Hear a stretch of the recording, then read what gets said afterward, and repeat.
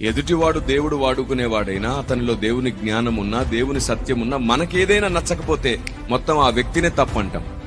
కారణం చెప్పనా, మనం అందరం ఆకాశం నుంచి ఊడిపడ్డాం. అంతే అంటారా? మరి ఎవరు పర్ఫెక్ట్ చెప్పండి? ఎవరు ఆకాశం నుంచి రాలేదు. ఎవరు పర్ఫెక్ట్ గా ఉన్నాం? అయితే పర్ఫెక్ట్ గా ఉండాలి, మారాలి ప్రతిరోజు.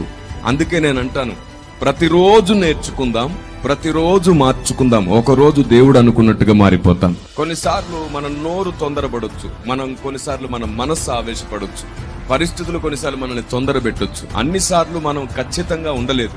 పౌలు భక్తుడు అంటాడు, నేను ఇంకా సంపూర్ణ అయ్యానని నేను అనుకోవట్లేదు అంటాడు. మీరు చెప్పండి, మీ ఇంట్లో మీ అమ్మగారు తీసుకునే నిర్ణయం ప్రతిసారి మీకు నచ్చిందా?